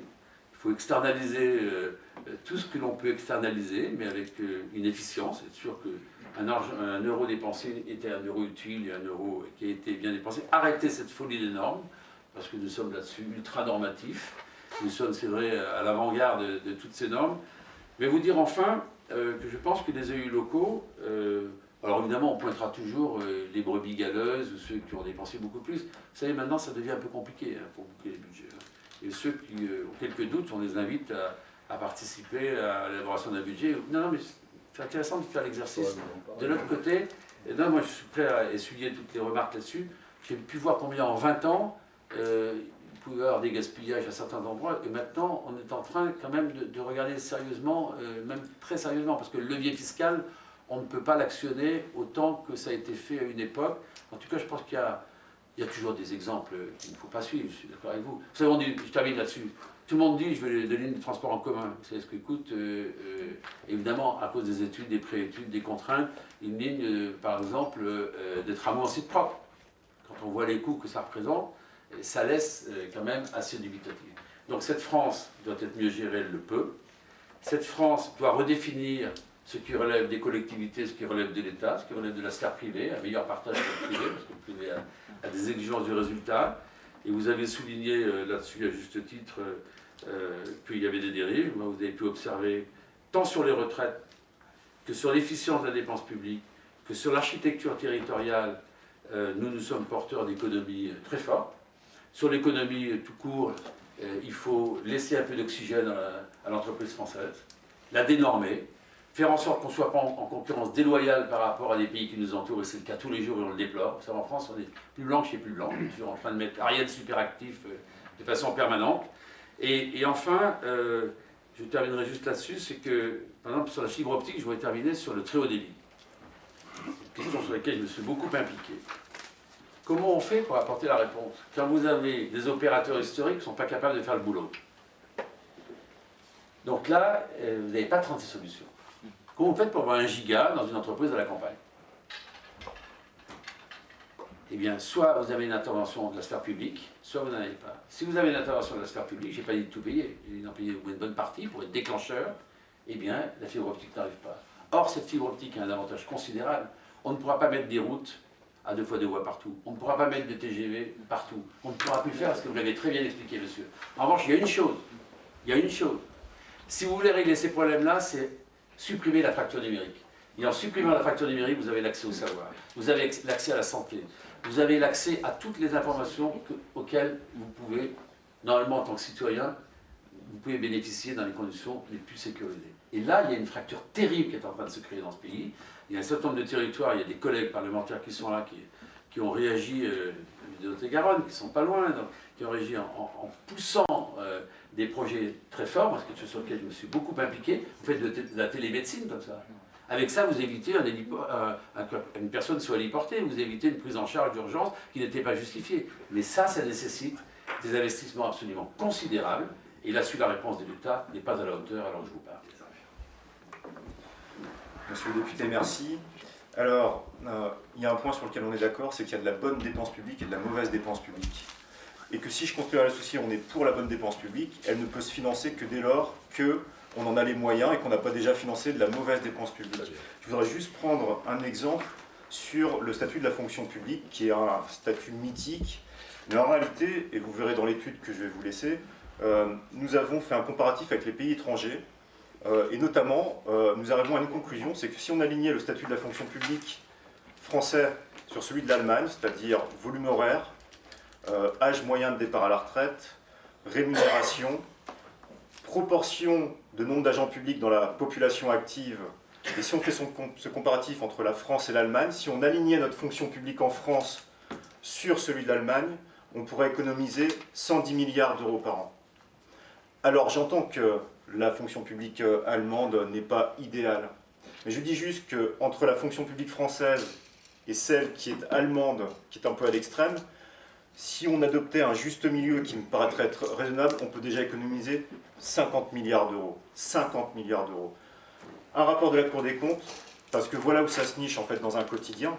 un rapport de la Cour des comptes, donc on va dire ces contribuables associés qui seraient pro-réduction de la dépense publique ou qui auraient un parti pris. La Cour des comptes, les fonctionnaires disent le volume horaire des agents publics en moyenne en France, il est de 1584 heures en réalité, alors qu'ils sont payés contractuellement pour 1607 heures. Moi j'ai fait ce petit différentiel puisqu'il s'agit d'une moyenne, donc ce nombre d'heures qui ne sont pas effectuées, fois le nombre de fonctionnaires, enfin d'agents publics. Ça représente en équivalent temps plein plus de 80 000 postes. 80 000 postes. C'est ça que les Français ne veulent plus payer. Et à ce moment-là, on aura les moyens de se payer de la fibre optique partout, il n'y aura plus de fracture numérique. Et à ce moment-là, on aura les moyens de cette bonne dépense publique. Moi, j'entends que dans les collectivités locales, il y a beaucoup d'efforts qui sont faits. Le problème, ce n'est pas les efforts qui sont faits par collectivité, c'est l'addition des collectivités. Quand vous regardez l'Allemagne, 80 millions d'habitants, 11 000 communes. Vous prenez l'Angleterre, j'y ai vécu, 500 communes. Je vous assure qu'on n'est pas malheureux, hein, on y vit. En France, on a 36 000 paroles d'élus, candidats à la présidentielle, qui étaient députés, maires, présidents de la communauté de communes, qui m'expliquent, candidat à la présidentielle, et qui me dit, moi, tu sais comment je fais quand je veux me débarrasser, entre guillemets, d'un agent communal parce que je trouve qu'il bosse pas très bien, je le mets à la communauté de communes. Comme ça, dans ma commune, j'en recrute un bon. Et puis une fois que je suis à la communauté de communes, parce que je suis président de la communauté de communes et que j'enfile la bonne casquette, j'en recrute aussi un bon parce que j'ai arrêté du mauvais de la commune dont je me suis débarrassé. Au total, on paye 3 fois pour un service, puisque en plus on était censé transférer. Je dis juste que dans un quotidien, c'est évidemment ici que ça se niche, et ça, les Français ne sont plus dupes de ça. Alors évidemment, par collectivité, c'est vrai que je vous rends hommage, et je rends hommage aux maires et aux élus, et notamment locaux, qui font un travail incroyable. Le problème, c'est vraiment dans cette réforme-là, il faut qu'on supprime des strates, parce que ça décourage ceux qui font des bons efforts, parce que de toute façon, à quoi bon, et la péréquation n'y aide pas. Et voilà, donc c'est vrai qu'il y a des réformes structurelles à mener et que le gouvernement pour le moment ne les a pas abordées. C'est celle-ci dont on verra s'il aura le courage de les affronter ou pas, et c'est notamment la réforme du statut de la fonction publique, des retraites, des collectivités locales, territoriales à notre sens. Est-ce que dans la salle, il y a des questions? Est-ce qu'il y a des gens, députés, membres de contribuables qui veulent apporter un témoignage, poser des questions? Oui. Bonsoir à tous, je suis donc Lise Magnier, députée de la Marne. Je voulais réagir sur 2-3 points qui ont été abordés. Monsieur, dans l'introduction de votre propos, vous nous parlez des 3%, ce fameux chiffre des 3%, et vous le qualifiez de totem. Moi, ça me pose un petit souci parce que dans notre groupe, en tout cas dans notre groupe parlementaire, on refuse tout euroscepticisme. Les 3%, c'est pas un totem, c'est un engagement. C'est un engagement qu'a pris la France envers l'Europe et on se doit le tenir. Et quand le gouvernement aujourd'hui nous dit « nous, on veut tenir l'engagement des 3%, je pense qu'on se doit juste de l'accompagner. Première petite précision.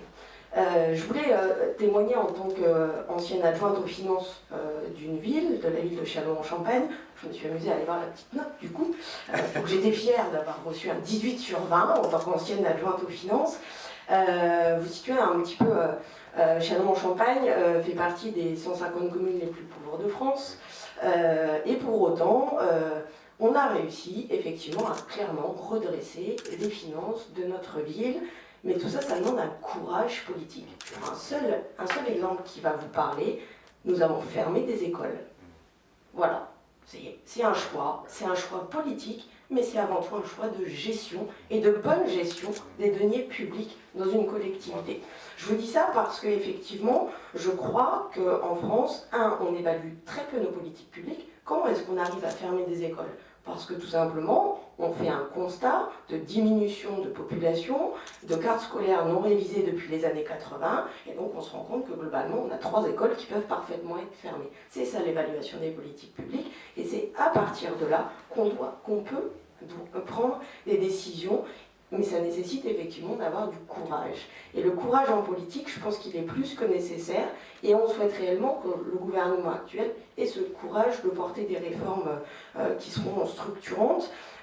Il a annoncé effectivement le lancement de ce qu'ils appellent le CAP 2022, donc le comité de l'action publique, qui fait suite à la RGPP, etc. Donc tout ça, je crois qu'on évalue les politiques publiques, mais on fait souvent le constat de trucs qui ne fonctionnent pas, mais on s'interroge rarement sur pourquoi ça ne fonctionne pas. Donc on se dit, ça ne fonctionne pas, on arrête, on crée un nouveau bidule, au lieu de se dire, si ça ne fonctionne pas, pourquoi ça ne fonctionne pas et comment est-ce qu'on fait pour que ça fonctionne. Malheureusement, on ne pose pas toujours la réflexion jusqu'au bout. Je voulais juste aussi témoigner en tant que, du coup, territoire du Grand Est.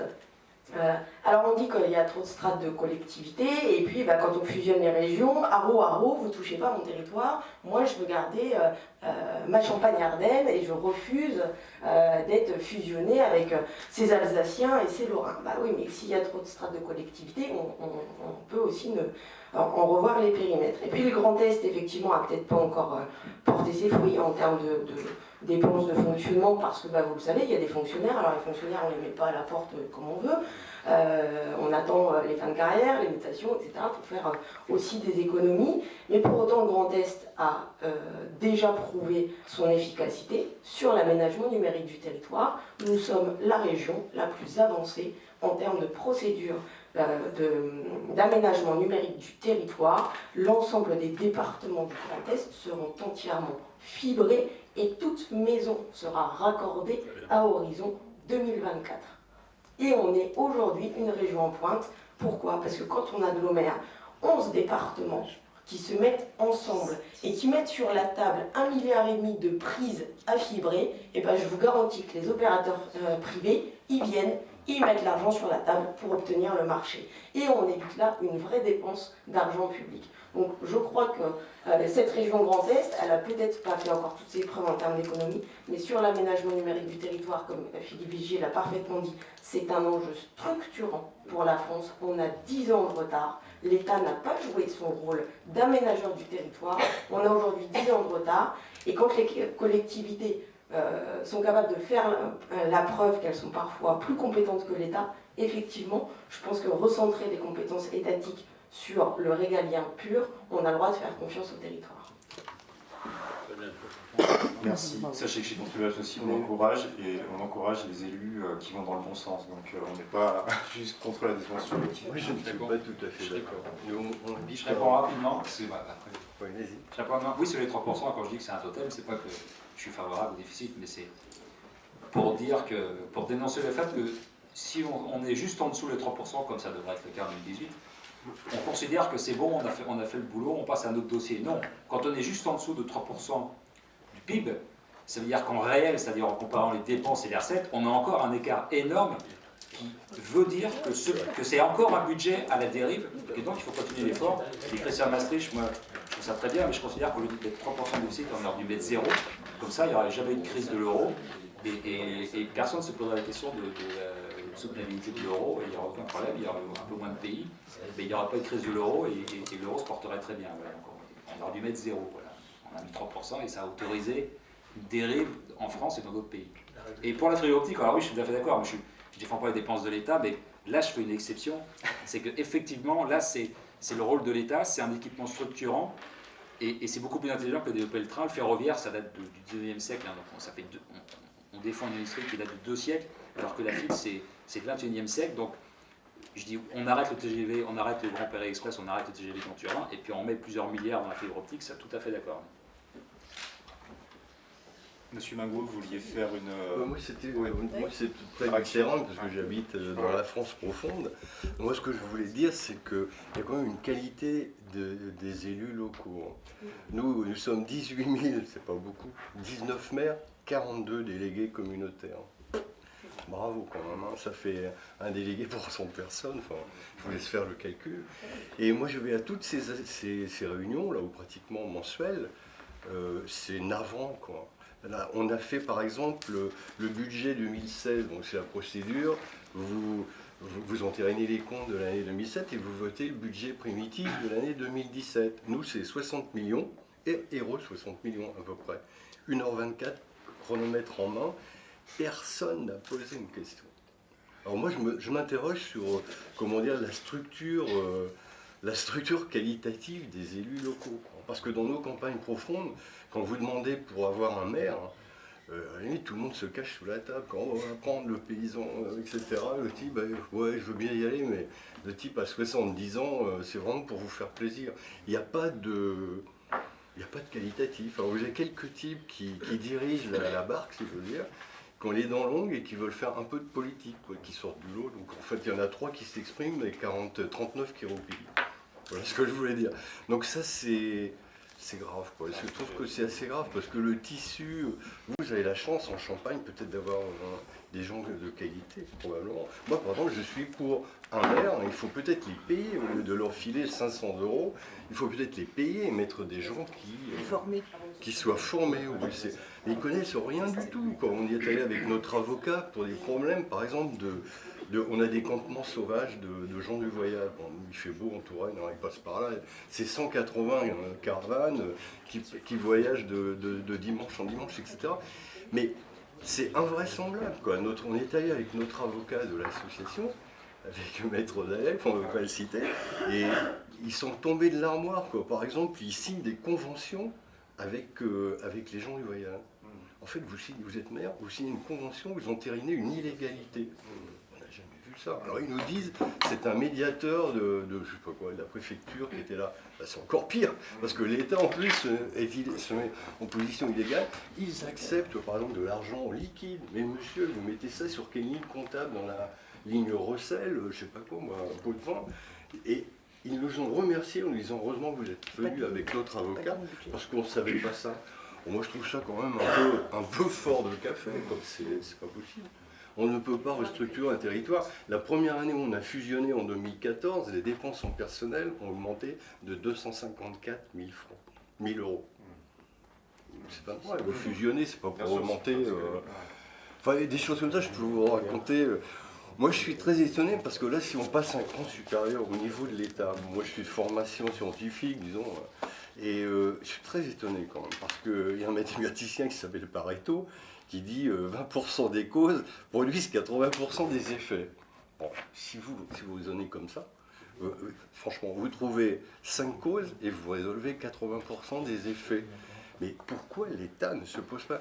Vous avez énuméré un tas de choses qui sont très bien. Moi, j'adhère sans. Mais on a l'impression qu'il y a personne qui est capable de faire cette synthèse intellectuelle.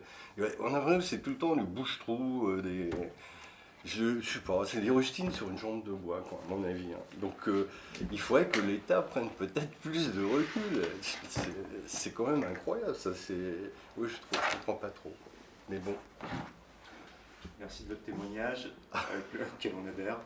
Quelqu'un d'autre veut prendre la parole? Peut-être 2 mots, parce qu'on a abordé le sujet de la gestion des communes. Je ne crois pas que le nombre de communes soit un problème en soi. Parce que 36 000 communes au niveau national, c'est aussi un nombre de petites communes important, avec des bénévoles qui sont à la tête. Le nombre d'associations, les pompiers et le conseil municipal qui travaillent au quotidien pour le bien de la commune, c'est autant d'économies qui sont faites et qui ne sont pas transformées en impôts à payer par l'ensemble des contribuables. Et puis deuxièmement, les communes ont appliqué et appliquent par obligation la règle d'or. À savoir que le fonctionnement dans les communes doit être équilibré. C'est l'excédent qui permet d'investir, d'emprunter pour investir dans les projets locaux. Je crois que si on avait eu en 1974 la bonne idée d'appliquer ou de mettre en place la règle d'or au niveau national, on n'en serait pas là.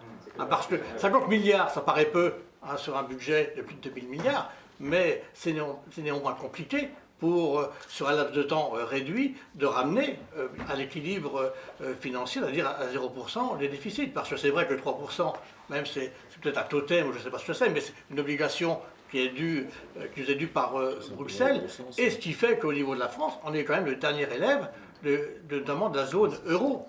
Tous les autres ont fait des efforts suffisants depuis quelques années et sont, je ne parle pas de l'Allemagne qui a un excédent budgétaire de façon significative, mais même des pays du sud de l'Europe, comme l'Espagne et surtout le Portugal, ont fait des progrès considérables en termes de rigueur budgétaire. Et je crois qu'au niveau national, il faut prendre conscience que l'on est un des pays qui a le plus dérapé à ce niveau-là et qu'il faut corriger l'orientation qui a été prise depuis quelques années. Et quand je vois, par exemple, il y a des symboles qui passent dans le budget. Pour le dernier, on a passé un budget de fonctionnement de l'Élysée en augmentation. Il y a 3% de plus de fonctionnement pour l'Élysée, à la demande du président de la République. Je crois qu'il y a des symboles comme ça qu'il faut absolument casser. Et au niveau du fonctionnement, il faut aller vers une rigueur important, d'autant plus que depuis maintenant quelques années, on prend l'habitude d'aller chercher des fonds propres dans ceux qui ont su gérer et qui avaient économisé pour des investissements futurs. Hein, quand je vois au niveau des agences de l'eau, par exemple, je pense au niveau du logement social, ce qui a été mis de côté, les fonds propres qui ont été accumulés au fil des ans, c'est pour construire et c'est pour réhabiliter les logements sociaux. Et aujourd'hui, pour un programme immobilier dans une ville moyenne, il faut mettre 30% de fonds propres pour arriver à l'équilibre financier à terme. Donc tout cela, c'est un contexte où il faut absolument que les réflexes évoluent différemment au niveau de la gestion notamment de la part du national. Oui, je vais intervenir sur 3 points. Le premier point, c'est de vous dire que j'ai regardé, depuis que je vous connais davantage, le site et la note que vous attribuez à la collectivité que j'ai gérée pendant 16 ans et demi. Je vais vous écrire sur ce sujet, parce que je crois qu'il y a des éléments en périphérie à prendre en considération. En tout cas, elle n'est pas à la hauteur de la gestion rigoureuse que j'essaie de mettre en place, parce que j'ai à la fois diminué mes impôts locaux, diminué ma dette, et donc je m'expliquerai effectivement en vous envoyant un courrier, et un courrier qui sera bien motivé, évidemment.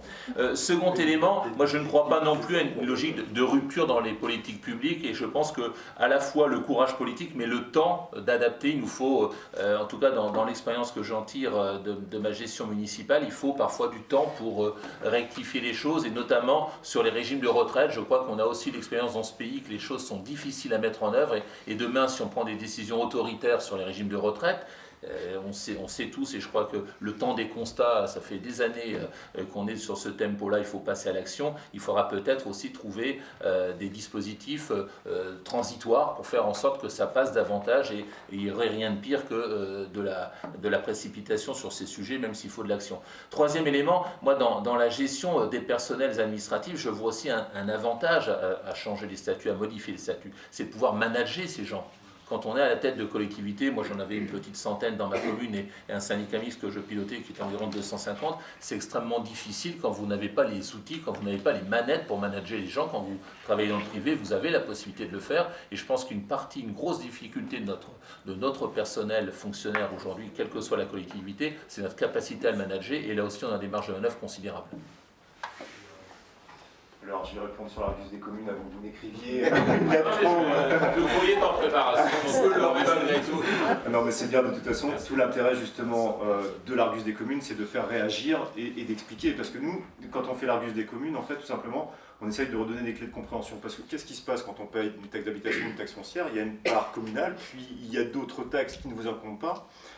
Puisque c'est celle du département ou de la région ou autre, et que finalement même quand vous réduisez les impôts d'un côté, ils augmentent de l'autre côté. Le contribuable, il a qu'une casquette, et quand il fait son chèque, ça augmente. Et c'est vrai que l'idée, et c'est la raison pour laquelle, parce que c'est pareil, on nous dit les impôts diminuent ici, mais quand vous payez vos impôts sur le revenu, de l'ISF, de la TVA, vous êtes qu'un contribuable, et quand vous payez le tout. Alors nous, juste, on essaye à un moment donné, c'est de faire recoller le morceau finalement entre ce qui est produit, parce que c'est la place de l'État finalement derrière l'impôt, c'est qu'est-ce qu'on est capable en termes de services d'accepter, à quel moment on accepte parce qu'on considère que c'est juste ou c'est pas juste. Et je vous assure que quand vous êtes un citoyen lambda, que vous essayez de comprendre ce que vous payez pas, comment c'est justifié, c'est extrêmement difficile. Notre outil, il n'est pas parfait, et je suis d'autant plus à l'aise qu'on a adopté une méthodologie dans la note actuelle qui est le niveau de dépense.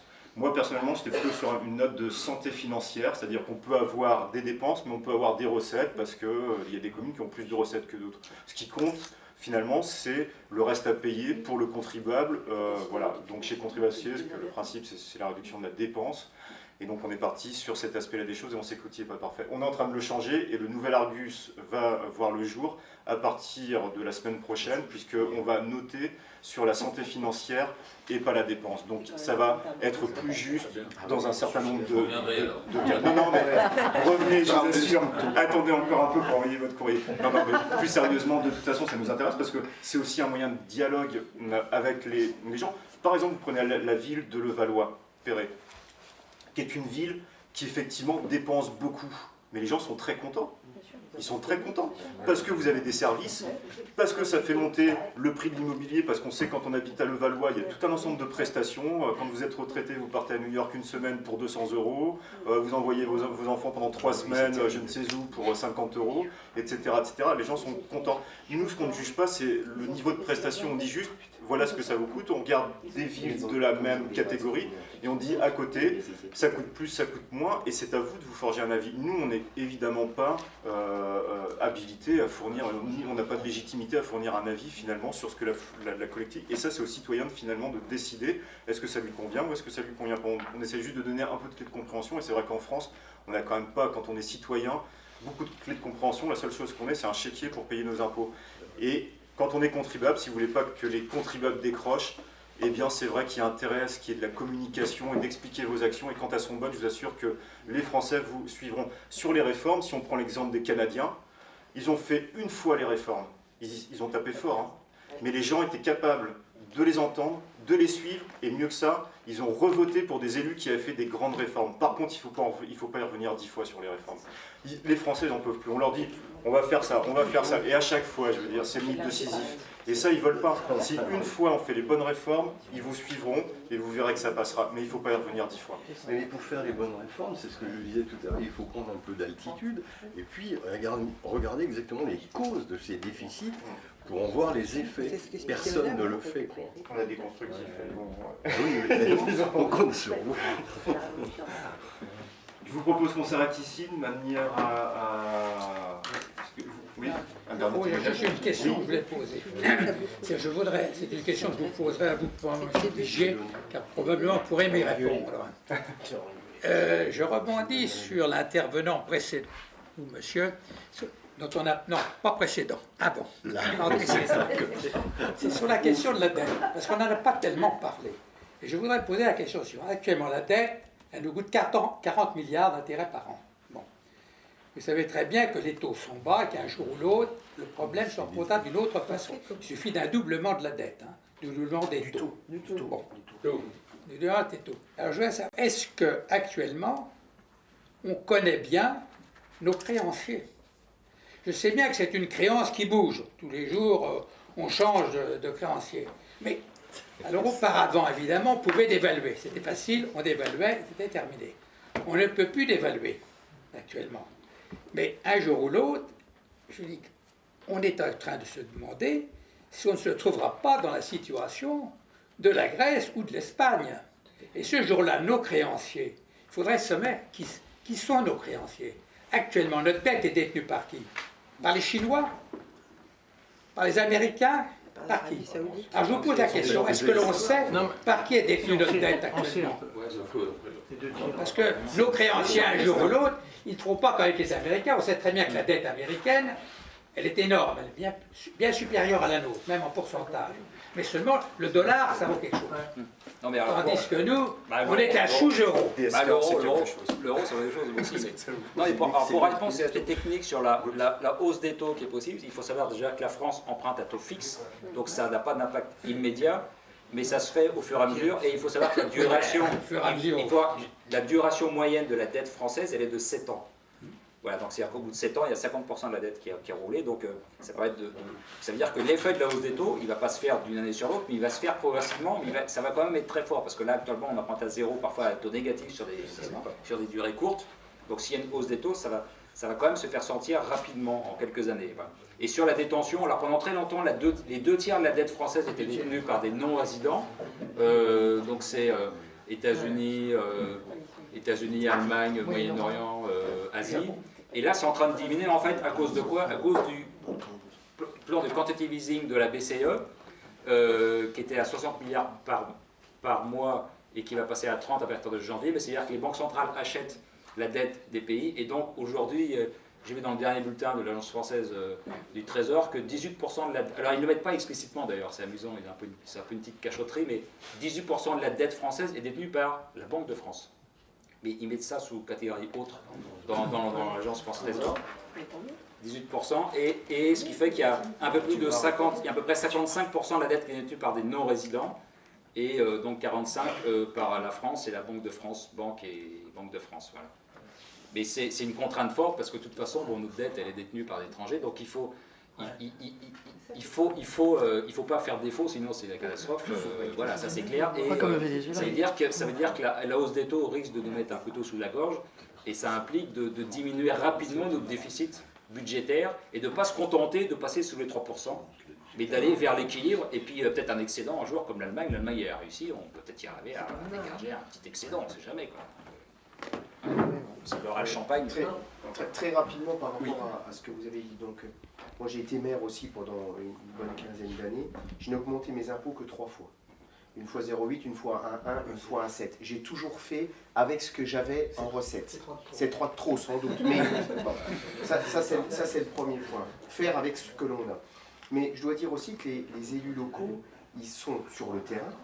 Et ils subissent aussi, entre guillemets, une certaine forme de pression. Parce que l'argent que l'on prend dans la poche du contribuable, on ne le thésaurise pas. Une commune, c'est pas comme un particulier qui, quand il a un petit excédent à la fin du mois ou à la fin de l'année, il met ça sur le compte à 0,75 et puis il regardera combien ça lui rapporte. L'élu local est là pour améliorer le quotidien de ses concitoyens. Il a aussi une forte pression de la part de ces gens qui demandent aussi souvent plus. Ah ben il faut des tablettes dans l'école primaire. Ah ben monsieur le maire, il faut refaire mes trottoirs. Ah ben moi j'ai pas de massif de fleurs devant chez moi. Ah ben le toit de l'église parce qu'il y a des gens qui croient en Dieu. Ah ben la mairie est en mauvais état. Bon, donc on a aussi, nous sur le terrain, on vit aussi une forme de pression de la part des concitoyens, mais qui sont aussi des électeurs. Donc ça veut dire qu'à un moment ou à un autre, moi j'ai entendu avec beaucoup d'attention tout ce qui a été dit, mais sur le terrain, on vit ça aussi, et on se doit aussi d'améliorer, j'allais dire, l'environnement, les services publics. Philippe Vigier l'a dit tout à l'heure, et moi je souscris à 100% à ce qu'il a dit, et ça c'est un élément important. Ce que vous disiez sur l'Allemagne, parce qu'ici en France, on dit toujours, à l'Allemagne c'est le top des tops, c'est super, etc. Quand j'étais maire de cette commune, on a mis en place un jumelage, donc je traverse très régulièrement l'Allemagne pour aller en Bavière, donc c'est vraiment à l'opposé du département des Ardennes, là où je suis élu, et je peux vous dire que l'Allemagne d'aujourd'hui, c'est pas l'Allemagne non plus d'il y a 20 ans. Vous pouvez plus passer sur certains ponts parce qu'ils n'ont pas été refaits. Il y a des routes, il y a des nids de poules comme ça. Donc je veux dire, en termes, alors ils ont un excédent budgétaire, super, top des tops, ben ouais, bravo. Mais quand vous traversez le pays, je peux vous dire que moi j'ai vu en 15 ans de temps, parce que ce jumelage on l'a mis en place en 2001, aujourd'hui on est en 2017, quand je traverse l'Allemagne aujourd'hui, ça n'a plus rien à voir avec il y a 15 ans. Donc il faut aussi quelque part relativiser un petit peu les choses par rapport à cet excédent budgétaire. Et moi je le dis ici, nous les élus, enfin il n'y a plus beaucoup d'élus locaux parce que le cumul des mandats a fait qu'on ne pouvait plus garder, voilà, oui, dans notre cœur on l'est toujours. Moi j'ai eu la chance aussi d'être vice-président aux finances d'une grande agglo. On parlait de la mutualisation tout à l'heure, on nous a vendu il y a une quinzaine d'années dans les fameux CDCI, les commissions départementales de coopération intercommunale. On disait, vous allez vous rassembler et vous allez faire des économies d'échelle, ça va être formidable, parce que vous allez vous marier, et donc quand vous allez vous marier, vous allez pouvoir... Alors l'exemple de Lise tout à l'heure sur le haut débit, elle a entièrement raison. Le fait que 8 départements sur 10 se soient mariés dans la région Grand Est a fait qu'on a pu tirer les prix vers le bas, elle a entièrement raison, mais c'est pas vrai pour tout. Et moi je peux vous dire que j'ai assisté à la naissance de cet agglo de 135 000 habitants autour de Charleville-Mézières et de Sedan, avec de l'urbain et du rural. Tout le monde a cru que tous les avantages qu'il avait dans son interco, ça allait être une harmonisation vers le haut. J'ai un sujet très simple, les déchets verts. Il y avait une communauté de communes qui avait les déchets verts en ramassage en porte-à-porte. Tout le monde a dit, ah ben super, on va avoir le déchet vert en porte-à-porte. Sauf qu'il fallait augmenter la taxe d'enlèvement des ordures ménagères de 20 ou 25%. C'était un tollé, on a dit, ben c'est tout, on supprimera les collectes des déchets verts sur un ancien territoire de communauté de communes. Donc on n'a pas tout harmonisé non plus vers le haut. Donc ça, cette histoire de gagner de l'argent quand on se marie, c'est pas toujours vrai. Je vais pas rebondir, mais la réponse était très bien. Comme mon professeur Charles de Courson vient d'arriver, je suis ravi non seulement de l'accueillir, mais il m'a appris la rigueur des finances publiques. Vous dire un tout dernier mot, c'est que nous sommes, en tout cas les députés, des membres de la commission des finances, qui avons la chance d'être dans cette commission, toujours très preneurs de vos remarques, de vos critiques, essayer aussi de répondre précisément à des choses qui vous paraissent anormales en termes de circuit de décision. Et je crois pouvoir dire quand même, devant Charles, devant Élise Manier, qui est également membre de la commission des finances, qu'on agit plutôt en situation de responsabilité. Et je trouve quand même qu'il y a eu une évolution des comportements depuis quelques années. Très bon exemple que tu viens de citer à l'instant, c'est qu'on est capable de dire, dans une commune, qu'on ne peut plus tout faire, que dans un département, on ne peut plus tout faire. Il y a eu une époque, on ouvrait beaucoup plus les vannes. Et là maintenant, il y a une notion, enfin, moi j'ai toujours expliqué à mes concitoyens, ça ne m'a pas été négatif pour... ma vie publique, j'avais touché les impôts chez moi, J'ai su mobiliser les financements, je leur ai expliqué qu'il fallait temporiser, qu'il fallait attendre, qu'on ne pouvait pas avoir à la campagne ce qu'on avait en ville, on ne pouvait pas avoir envie de tout ce qu'on avait à la campagne. Et aussi tout un discours de responsabilisation qu'il faut faire passer. Et ça me paraît essentiel. Mais franchement, les collectivités, je ne vous dis pas que c'est parfait, tant s'en faut. On fait des efforts, mais que l'État les fasse. Et croyez bien que sur la diminution de la sphère publique, nous ne cessons d'intervenir, de rappeler avec Charles, avec Lise Magnier maintenant, qu'il y a vraiment des marges de manœuvre considérables et que les fameux euros dépensés doivent être des euros utiles. Mais les normes, les contraintes qui nous sont imposées, et pas toujours par les législateurs que nous sommes, parce que ce n'est pas que les députés qui mettent en place toutes les contraintes. Ça, c'est peut-être moins facile pour vous pour le comprendre, mais malheureusement les administrations sont derrière, et ça c'est terrible. C'est une épée de Damoclès permanente, perpétuelle, et qu'il faut toujours trouver la bonne dépense, la plus efficiente. En tout cas, nous, c'est ce qu'on a toujours essayé de faire en tant qu'élus locaux, et on le fait en tant qu'élus nationaux, parce que vive à crédit, et encore ce matin, nous étions en commission de finances ensemble, vous dire que pour nous, ça n'est pas acceptable d'avoir un pays qui dérive, parce qu'après, c'est un mot qui n'a pas été prononcé, c'est la souveraineté financière même du pays qui est concernée. Et ça, la souveraineté financière, c'est la capacité d'agir, la capacité de décision, et en tout cas, c'est ce qui nous guide au quotidien, et parce que si on n'a pas cette capacité, on n'est pas responsable. Et nous essayons, nous, de porter un discours de responsabilité. En tout cas, merci de votre présence et de votre écoute.